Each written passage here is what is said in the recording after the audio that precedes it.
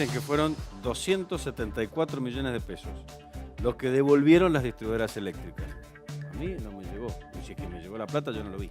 Claro, el tema ¿No le es presté que, atención o no llegó nunca? o no sé, bueno, habrá que ver, son muchos los usuarios del servicio, es para aquellos que tuvieron deficiencias en el servicio y vamos a ver si había que hacer alguna denuncia en particular o de qué manera se constataba esto. Para eso está Jimena Latorre, que es la presidenta del directorio del EPRE, el Ente Provincial Regulador Eléctrico. ¿Cómo le va? Hola, Jimena. Buenos días, ¿cómo están? Sí, como decías, estos 274 millones de pesos fueron bonificados a través de 5 periodos bimestrales, en el caso de los usuarios con facturación bimestrales, o 10 periodos mensuales cuando tienen facturación mensual, en aquellos usuarios que hayan tenido alguna deficiencia en la calidad del servicio, en la prestación del servicio. En la boleta, en la factura, van a haber identificado como bonificación por calidad de servicio, y es el rubro que pertenece a esta bonificación que hicieron las distribuidoras a lo largo de estos bimestres. ¿Esa bonificación la hacen per se o es el EPRE el que les impone cuánto tienen que devolverle a cada usuario? Justamente la calidad de servicio, la prestación del servicio y la calidad de producto y de servicio en particular tiene una ventana semestral de evaluación. Sí. Vamos por la segunda etapa, actualmente estamos transcurriendo el periodo 19 de la segunda etapa y se evalúa esta prestación del servicio más allá de los reclamos que puntualmente puedan generar una sanción respecto a un usuario en particular. Se evalúa la calidad del servicio respecto a todos los usuarios de la provincia. Cerrado el semestre se hace esta evaluación y los usuarios que han tenido un daño o una afectación determinados tienen una bonificación en su facturación, y hay otras sanciones que se aplican sin un usuario determinado, y eso va al Fondo Compensador de Tarifas o a la cuenta de acumulación para a su vez volver a revertir a los usuarios. Pero esos usuarios tenían que hacer la denuncia, ¿y qué tipo de daño o de afectación es la que se toma en cuenta? Un corte, una suspensión del servicio, por un tiempo más extenso, tiempo más extenso de lo que tolera el marco regulatorio y el contrato de concesión, de 8 horas semanales. Ese es el máximo que tolera el contrato de concesión. O sea, para podés los estar usuarios. hasta 8 horas semanales sin luz, que la distribuidora no tiene que devolver nada. Ese es el límite máximo, el promedio de 8 horas semanales en el mismo muestreo de usuarios, digámoslo así. Hay lugares donde están por debajo de ese límite y hay lugares donde lamentablemente aún siguen por encima de ese límite y bueno. ¿Pero no es demasiado 8 horas semanales? Sí, es demasiado. Estamos hablando más de 1 hora por día. Eso tiene que seguir corrigiéndose, y justamente esta es la finalidad de las sanciones. Las sanciones no tienen una finalidad recaudatoria, sino la finalidad que tienen es orientar las inversiones. Es decir, el plan de obras o el plan de inversiones que presentan las distribuidoras está determinado en gran parte por estas sanciones, donde históricamente o periódicamente, periodo tras periodo, se advierte que hay mala prestación del servicio respecto a los mismos usuarios.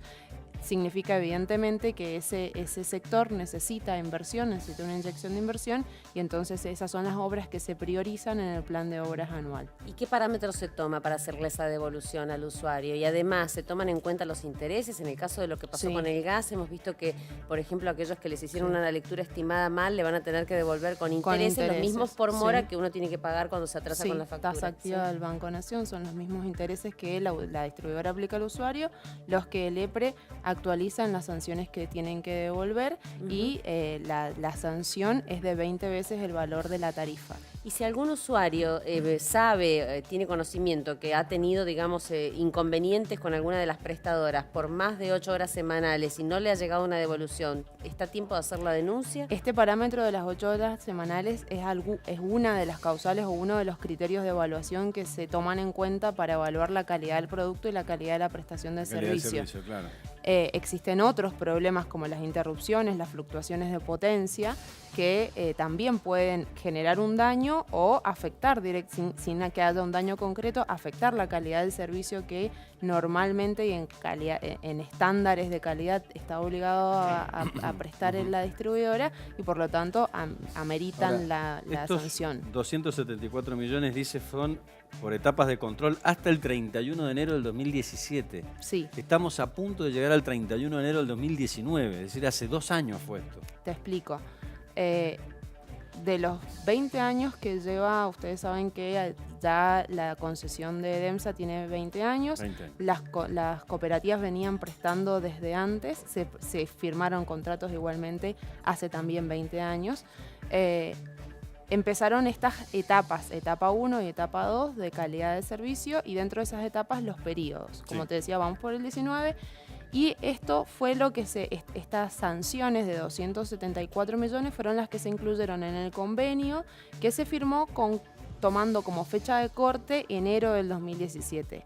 Luego de eso se han devengado periodo 17 y periodo 18. Ya estamos transcurriendo el 19, pero están firmes los periodos 17 y 18. Correcto, o sea que esto que tiene que ver con las etapas de control hasta el 31 de enero del 2017, estamos hablando del segundo semestre del 2016. Claro. No, segundo semestre del 2016 y todos los anteriores.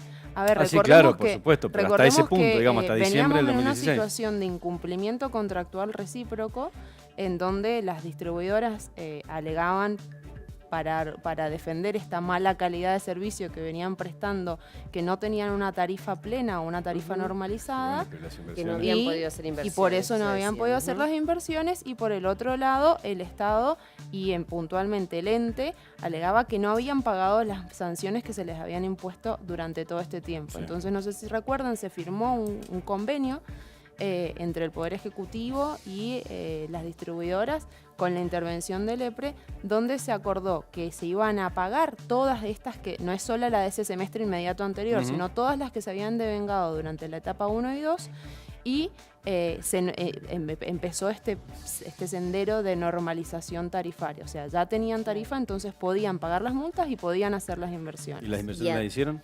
Sí, se hicieron también las inversiones. En ese convenio se incluyó un plan de obras adicional. Ese plan de obras...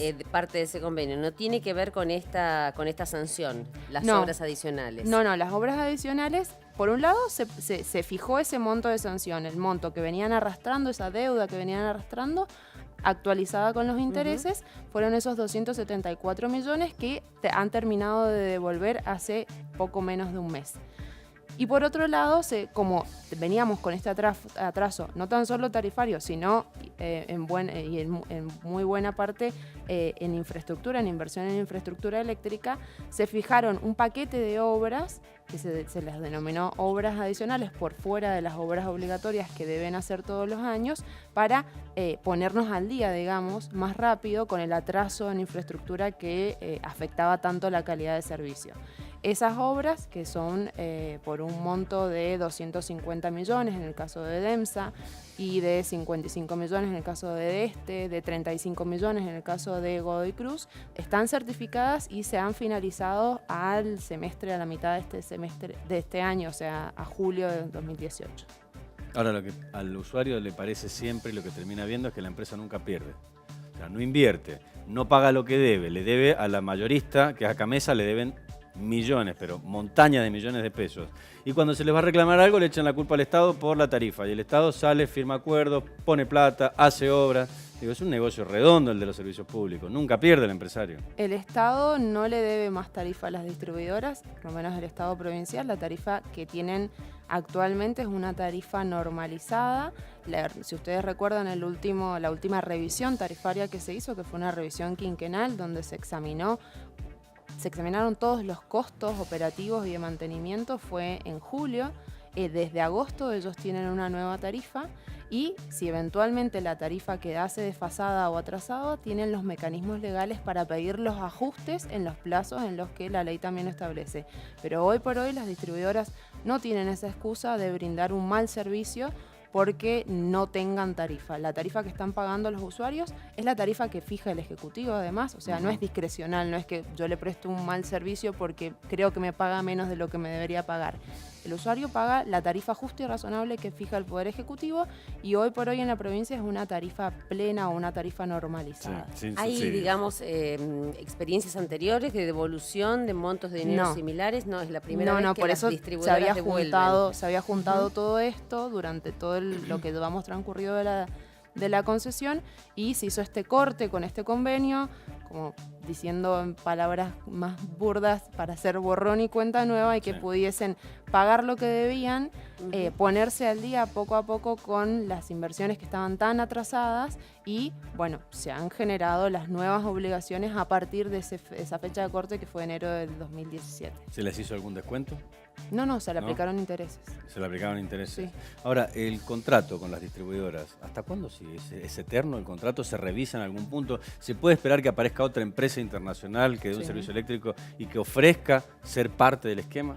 El contrato tiene periodos de gestión que son, el contrato tiene 30 años de duración, con periodos de gestión de 10 años y el vencimiento del contrato es en 2028. En 2018 se vence el contrato. Se vence. ¿Con Edemsa?